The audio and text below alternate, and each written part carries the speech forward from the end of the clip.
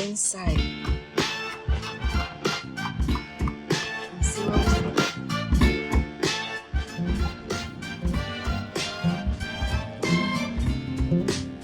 After I do this,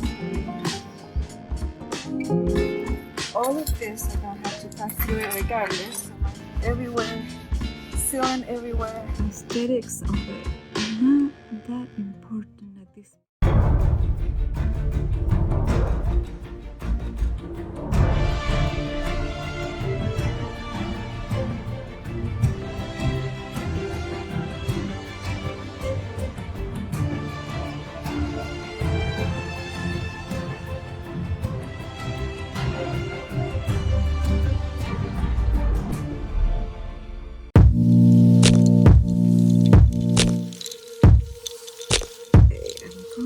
A little bit neater, pushing the sealant into the edge of the antenna.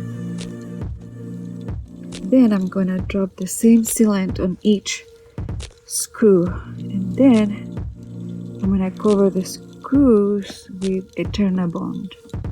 And I don't think we're gonna ever look at this, you know, from the top of the RV.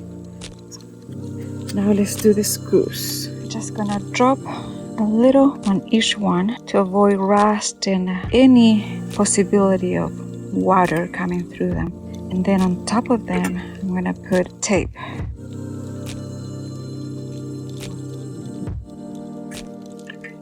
Alright, so I'm gonna let it dry now. Every screw has a little hat, a little sombrero, and all the surrounding of the antenna has the sealant.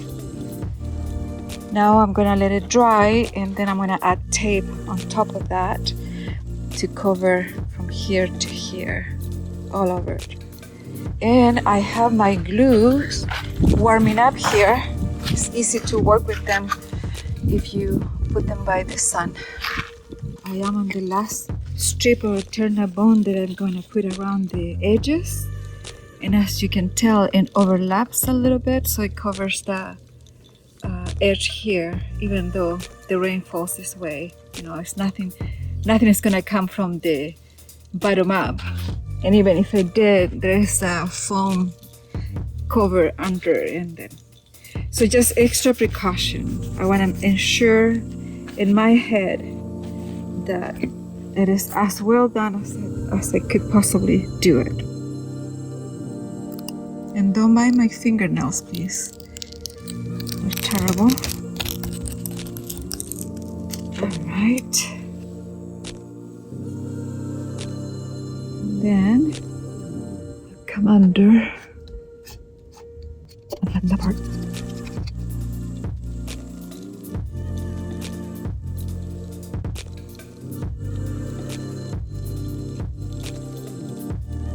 I go under like that and push it in. Push it in. This ETERNABOND tape is pretty amazing. Once it's on the surface, there's just no way of getting it out. I was first introduced to this tape by Will Prowse, who's an expert on solar.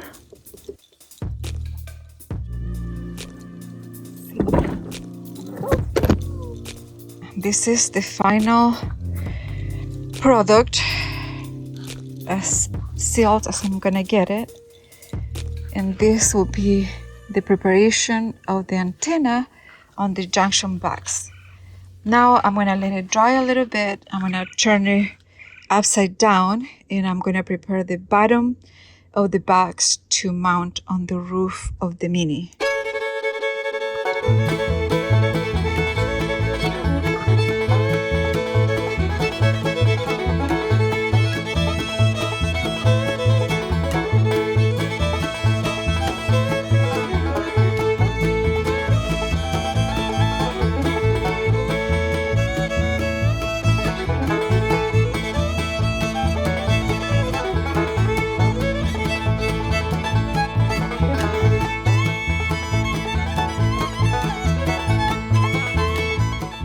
Ready or not, here I go.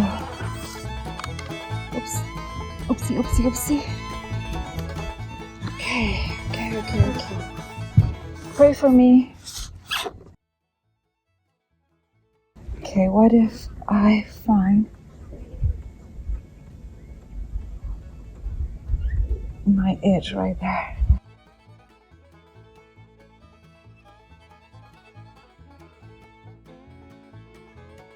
All right. I think that here I go.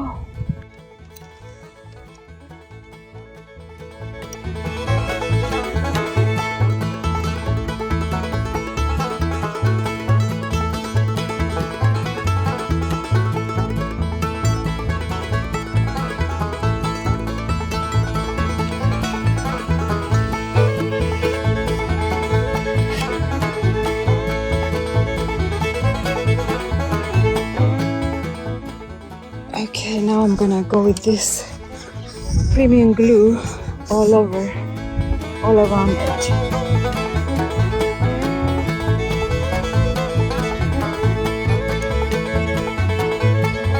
I'm gonna add another attachment, and this is gonna be more ETERNABOND tape. I wanna go from the top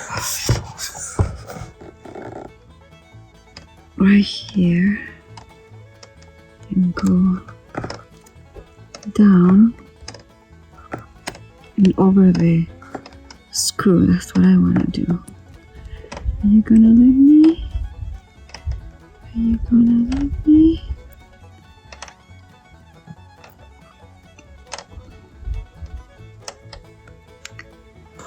There we go. And then this is not gonna fly away because it has to fly from the inside. I'm gonna add one more layer. It has double-sided tape under. It has the premium glue under. It has the premium glue around it. And now I'm gonna add more to it. I just wanna make sure that everything is perfect, or as perfect as I can have it.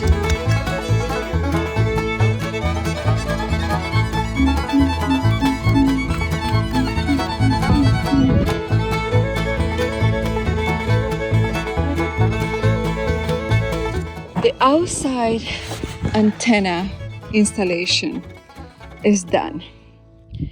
It's my very ugly installation, but I know it's secure. It's not going anywhere.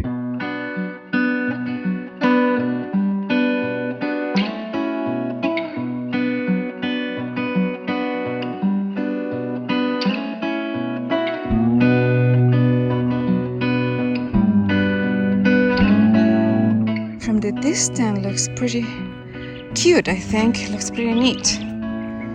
But when you get closer, you start seeing the details. Not pretty, but very secure. Now, what I need to do is to replace all of these antennas with each one of these connections.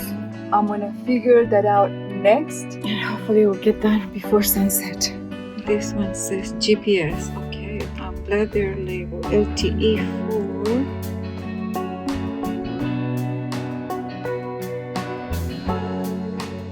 Okay, I'm comparing the video installation with mine, and they look pretty similar.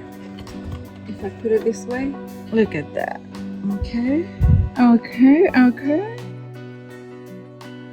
I have my installation done, my ugly router and antenna installation.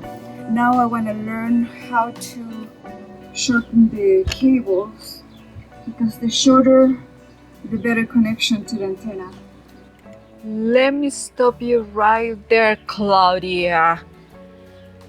Although it is true that a shorter cable will provide a better connection, the cable length that I ordered is just right. I contacted Mobile Must Have about it, and they told me to not shorten the wires.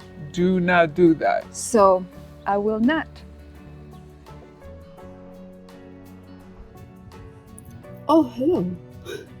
I'm just here inside my cabinet, putting a little hook here for the wires right here. So just wanna screw this in. This is a solid piece of wood because I want to now hang the wires of the router here. My antenna and router installation is finally done. So there is my entry hole, and then I secure there with a little hook to keep the wires in place. Also this little wrapping to keep it in place. I did that all over here as well, and on this corner also. I have decided not to secure the router to anywhere because it's easier for me if I want to add an Ethernet cable or anything, it is accessible. And if I want to check the lights or whatever, and here are the slots for SIM cards. So also it's more accessible if I can move it around. And it's well secure there, so that's not gonna be a problem. Also, I put the wires on this side of the cabinet rather than on the wall side because it gets really hot and I don't want the wires to get too hot. So they're away from the wall and they're here. That is my router and antenna installation. So it is done and I can't almost believe it. I am so excited that I actually did it. And I have to tell you that every project that I start, I always start with fear and a lot of anxiety. And then once the purchase is made, I have to let fear go because at that point I am 100% committed that I am gonna do it. And all of the time I have no idea of what I'm about to do because everything that I have done in this new lifestyle is being my first time. And my main reason to share is to show you that if I can do it, somebody who has never done it before, somebody who has to learn the instructions in a second language, someone with all the limitations that I have can do it, then you can do it too.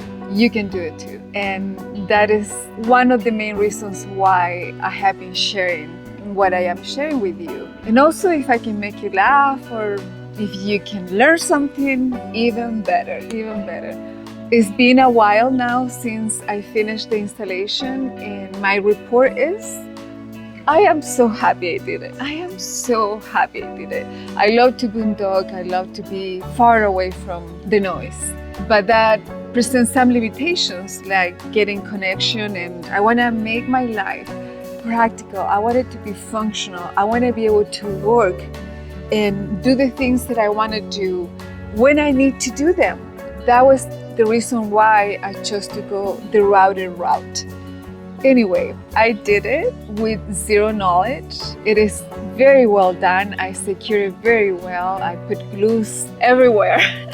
Even where I didn't need to. But now I know how it is done, and I know that driving down the road is not a problem, and it has not been a problem. I have moved places already a few times and no problem at all. The connection that I get is good. Before, when I had to upload a video using my hotspot or using somebody's Wi-Fi, like a coffee shop, I'm not lying to you. It would take me sometimes days.